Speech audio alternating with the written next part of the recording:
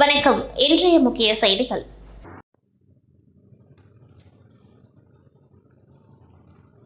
புதுச்சேரி மாநில காவல்துறையில் புதிய காவல்துறை தலைமை இயக்குநராக ஷாலினி சிங் பதவியேற்ற பின் ஒவ்வொரு காவல் நிலையங்களுக்கும் சென்று ஆய்வு மேற்கொண்டு வருகின்றார். அந்த வகையில் வடக்கு பகுதி சரகத்திற்குட்பட்ட ரெட்டியார்பாளையம், மேட்டுப்பாளையம், லாஸ்பேட்டை, டி நகர், சேதராப்பேட், போக்குவரத்து காவல், வடக்கு காவல் நிலையங்கள் டிஜிபி ஆய்வு மேற்கொண்டார். ரெட்டியார்பாளையம் காவல் நிலையத்திற்கு வந்த காவல்துறை தலைமை இயக்குநர் ஷாலினி சிங்கிற்கு காவல்துறை மரியாதை செலுத்தினர். பின்னர் அப்பகுதியைச் சேர்ந்த பெண்கள் காவல்துறை தலைமை இயக்குநராக ஷாலினி சிங்கை ஆரத்தி எடுத்து நெற்றியில் குங்குமம் வைத்து வரவேற்றனர். அவரும் பொன் சிரிப்புடன் ஏற்றுக்கொண்டார். தொடர்ந்து காவல் நிலையத்தில் உள்ள ரெக்கார்ட் ரூம், ஆயுத அறை, குற்றம் மற்றும் குற்றவியல் கண்காணிப்பறை மற்றும் காவல் நிலையத்தின் செயல்பாடுகள், சிசிடிவி கண்காணிப்புகள் குறித்து ஆய்வு மேற்கொண்டார். மேலும் மேற்கண்ட காவல் நிலைய கண்காணிப்பாளர்களுடன் காவல் நிலையங்களின் செயல்பாடுகள் மற்றும் தேவைகள் குறித்தும் குற்ற செயல்களின் நிலவரங்கள் குறித்து கேட்டறிந்தார். ரெட்டியார்பாளையம் காவல் நிலையத்தை ஆய்வு செய்த பொழுது திருப்தியடைந்த அவர் இதனைத் தொடர்ந்து பின்பற்றுமாறு பாராட்டினார். மேலும் அனைத்து குற்றம் தொடர்பான பதிவுகளையும் அவ்வப்பொழுது பதிவு செய்து வைக்க வேண்டும், எப்பொழுது கேட்டாலும் எடுத்துக் கொடுக்க வேண்டும் என கூறினார். After your direction only they have started, man. No, but I think they started. I'm so happy. That's what this thing happened in last 1 week.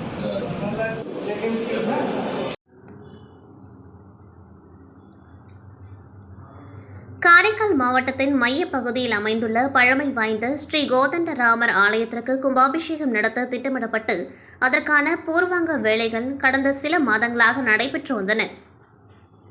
கடந்த 28ஆம் தேதியன்று காலை விக்னேஸ்வர பூஜையும் முதல் கால யாகசாலை பூஜையுடன் கும்பாபிஷேக விழா துவங்கியது. இன்று காலை 30ஆம் தேதி 4ஆம் கால யாகசாலை பூஜை முடிவுற்று மகா பூர்ணகதி நடைபெற்றது. தொடர்ந்து மங்கள வாத்தியங்கள் முழங்க பட்டாச்சாரியர்கள் புனித நீர் அடங்கிய கலசங்களை சுமந்து ஆலயத்தை வலம் வந்து வேத மந்திரங்கள் முழங்க ஆலய விமானங்கள் மற்றும் மூலவர்களுக்கு புனித நீர் ஊற்றப்பட்டு கும்பாபிஷேகம் நடைபெற்றது. அதனைத் தொடர்ந்து மூலவர் கோதண்டராமருக்கு மகா அபிஷேகம் நடைபெற்று அதனைத் தொடர்ந்து மகா தீப ஆராதனை காண்பிக்கப்பட்டது. கும்பாபிஷேகத்தில் தொகுதியின் சட்டமன்ற உறுப்பினரும் புதுச்சேரி மாநில குடிமைப்பொருள் வழங்கல் துறை அமைச்சருமான TRN திருமுருகன் கலந்து கொண்டு சுவாமி தரிசனம் செய்தார்.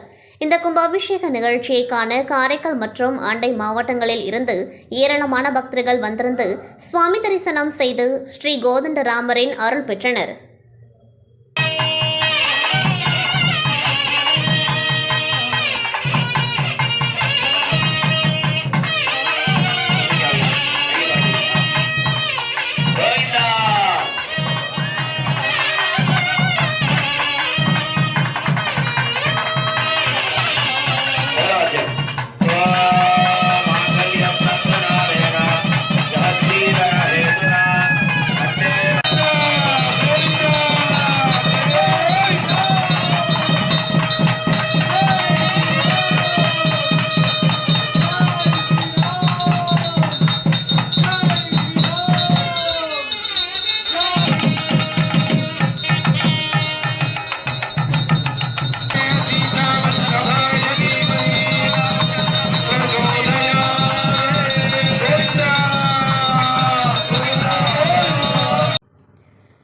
வங்கக்கடலில் ஏற்பட்டுள்ள புதிய காற்றழுத்த தாழ்வு மண்டலம் காரணமாக தமிழகம் மற்றும் புதுச்சேரியில் மிதமான மழை பெய்யும் என்று வானிலை ஆய்வு மையம் அறிவித்திருந்தது. இந்த நிலையில் கடந்த 2 நாட்களாக வெயில் இன்றி வானம் மேகமூட்டத்துடன் காணப்பட்டு வந்தது. இன்று மாலை திடீரென்று கரும் மேகங்கள் சூழ்ந்த நிலையில் புதுச்சேரி நகர பகுதிகளான முத்தியால்பேட்டை, முதலியார்பேட்டை, கடற்கரை சாலை, லாஸ்பேட்டை, உருளையன்பேட்டை, ராஜ்பவன் உள்ளிட்ட பல்வேறு பகுதிகளிலும் கனமழை பெய்தது. இதேபோன்று கிராமப்புறங்களான பாகூர், கரிக்கலாம்பாக்கம், திருக்கனூர், மில்லியனூர் உள்ளிட்ட பகுதிகளிலும் பலத்த காற்று மற்றும் இடியுடன் கூடிய கனமழை பெய்தது. மழையின் காரணமாக புதுச்சேரியில் குளிர்ச்சியான சூழல் நிலவி வந்தாலும் தாழ்வான பகுதிகளில் மழைநீர் தேங்கி பொதுமக்கள் கடுமையான சிரமத்திற்கு ஆளாகினார்கள். மேலும் சாலையில் மழைநீர் பெருக்கெடுத்து ஓடியதால் வாகன ஓட்டிகளும் பாதசாரிகளும் சிரமத்திற்கு ஆளாகினார்கள். மேலும் தாழ்வான பகுதிகளில் ஒரு சில இடங்களில் குடியிருப்புகளை மழைநீர் சூழ்ந்ததால் குடியிருப்பு வாசிகளும் பாதிக்கப்பட்டனர். புதுச்சேரி அண்ணா நகர் பகுதியில் வரசக்தி விநாயகர் ஆலயம் உள்ளது.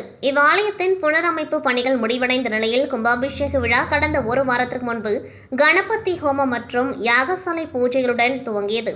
இதனையடுத்து இன்று காலை 4ஆம் கால யாகசாலை பூஜையை தொடர்ந்து பூர்ணகாசி மற்றும் கடம் புறப்பாடு நடைபெற்றது. நிகழ்ச்சியின் ஏற்பாடுகளை ஆலயத்து நிர்வாகிகள் செய்திருந்தனர்.